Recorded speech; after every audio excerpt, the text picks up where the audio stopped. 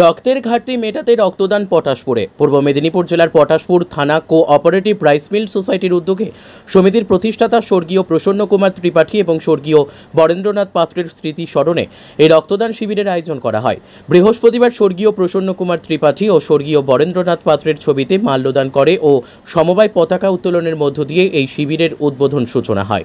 উপস্থিত ছিলেন প্রদীপ কুমার পাত্র, পূর্ব মেদিনীপুর জেলা পরিষদের সদস্য মৃণাল কান্তি দাস, পটাশপুর 2 নম্বর ব্লকের সমষ্টি উন্নয়ন আধিকারিক শঙ্খ ঘটক, পটাশপুর 2 নম্বর পঞ্চায়েত সমিতির সভাপতি স্বপন মাইত, কাথি 3 নম্বর পঞ্চায়েত সমিতির সভাপতি বিকাশ চন্দ্র বেজ প্রমুখ। শিবির 300 জন রক্তদাতা রক্ত দেন। এই শিবিরে মহিলা রক্তদাতারাও রক্তদান করেন। রক্ত সংগ্রহ করে তমলুক ব্লাড ব্যাংক রক্তদান শিবিরটি রাইস মিলে অনুষ্ঠিত হয়। আমরা প্রতি বছর এই সমবায় সমিতি থেকে মেগা রক্তদান উৎসব করি। শুধু রক্তদান উৎসব করি না, আমরা এই বিশ্বকর্মা পুজোকে অন্নপ্রসাদও প্রায় 3500 জনের অন্নপ্রসাদও বিতরণ করি। সারা বছর দুস্থ ছাত্রছাত্রীদের পুস্তক বিতরণ করি। অন্যান্য সেবামূলক যাদের পড়াশোনা করতে পারে না তাদের জন্য ব্যবস্থা আমরা করি। সমবায় আন্দোলনের একটা দিক হলো কেবলমাত্র লাভ করবে বাড়ি চলে যাবে, তো কর্পোরেট সংস্থা না। অ্যাকচুয়ালি সমবায় আন্দোলনটা তৈরি হয়েছিল গরিব মানুষের, নিম্ন মধ্যবিত্ত মানুষের, সমাজের সব স্তরের মানুষের দারিদ্র মুক্তির একটি আন্দোলন।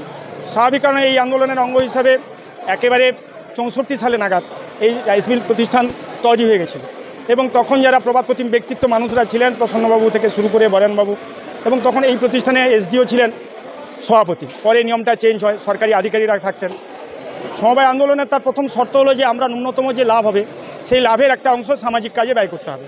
তো সামাজিক কাজ বর্তমান দিনে যেটা মনে হয়েছে মানুষের ক্ষেত্রে আজকে ক্ষুধার কোনো জায়গা নেই, যে খেতে না পেয়ে কেউ মারা যাবে। স্বাভাবিক কারণে খেতে না পাবে না, মারা যাবে এমন লোক যখন নাই, আজকে মানুষের কাছে প্রধান সমস্যা হচ্ছে সমাজে যে রক্তদান কিংবা সবুজ কর্মসূচি গ্রহণ, বৃক্ষরোপণ। তার মধ্যে রক্তদান কর্মসূচিটি একটি ব্যয়বহুল, শুধু বলবো না, একটি কঠিনতম কর্মসূচি। 300-350 মানুষের রক্ত সংগ্রহ করা এবং সেই মানুষগুলোকে যথাসময়ে বিভিন্ন গ্রাম থেকে, পটাশপুর থানার এবং এই থানার বাইরে থেকেও যারা কষ্ট করে প্রতি বছর আসেন তাদের সঙ্গে যোগাযোগ রক্ষা করা এবং তারা আসেন এই কর্মসূচিতে অংশ নেন। হ্যাঁ, মায়েরা অনেকটা এগিয়েছে। আমাদের 2011 সালে মমতা বন্দ্যোপাধ্যায় মুখ্যমন্ত্রী হওয়ার পরে সমবায় আন্দোলনে আরেকটা দিক হলো মেয়েদের সমবায় সমিতি, মহিলাদের সেলফ হেল্প গ্রুপ, পরবর্তীকালে সংঘ সমবায়। এই সমবায়গুলো আগে একবারে মুখ থুবড়ে পড়েছিল, মাত্র 2 টাকা ইন্টারেস্টে, 4 টাকা ইন্টারেস্টে এরা ইন্টারেস্ট সাবসিডি পান, এরা বিভিন্ন হাতের কাজের জন্য ট্রেনিং পান, এরা লোন পান। সেই লোন নিয়ে ন্যূনতম সুদে স্বনির্ভর হওয়ার দিকে এগোন এবং পরে লক্ষ্মী ভাণ্ডার থেকে শুরু করে এদের যাবতীয় কর্মসূচি মুখ্যমন্ত্রী নেওয়ার পরে এরা সমাজের সবথেকে সামনের সারিতে এসছেন। পঞ্চায়েতের ক্ষেত্রেও 50% এরা। স্বাভাবিক কারণে এরা রক্তদান কর্মসূচিতে শুধু আমাদের এখানে প্রতিবারে আসেন, এবারেও এসেছেন। তারা কোনো না কোনো সমবায়ের সঙ্গে যুক্ত।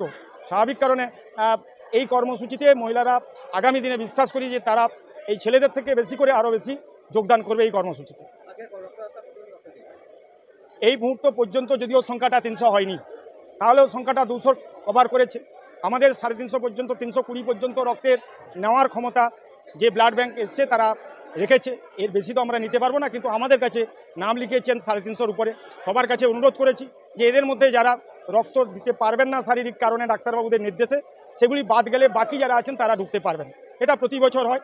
এবছর একটু সর্ববৃহৎ হয়েছে। গত বছর 270-75 আমরা আটকে গেছিলাম। এবছর সেইটা এখানকার কর্মচারী বরুণবাবু থেকে শুরু করে আমাদের গুণী কর্মচারী যারা সকলেই আছেন, তা সকলে একটা উদ্যোগ নিয়েছে যে না, আমরা আরও বেশি করে দিব। দেখুন, কেবল পরিচালক মণ্ডলী, কেবল সরকারি আধিকারিক, কেবল ব্লাড ব্যাংক থাকলে হয় না। আন্তরিকতার সঙ্গে যারা কাজটা করেন তারা এই প্রতিষ্ঠানের কর্মচারী, আমি তাদেরকেও তারা যোগদান করে তারা এই কর্মসূচিকে সফল করার ক্ষেত্রে অক্লান্ত পরিশ্রম কদিন ধরে করছেন। আমি এটা বিশ্বাস করি যে সমবায়ের ক্ষেত্রে সমবায় কর্মচারী বা সমবায়ের ম্যানেজমেন্ট এরা কোনো আলাদা অঙ্গ নয়। আমার নাম গোলকেশ নন্দ গোস্বামী, রাজ্য সমবায় ইউনিয়নের পরিচালক এবং কাঁথি রেঞ্জ সমবায় ইউনিয়নের সহসভাপতি, এই প্রতিষ্ঠানের প্রাক্তন সভাপতিও বটে।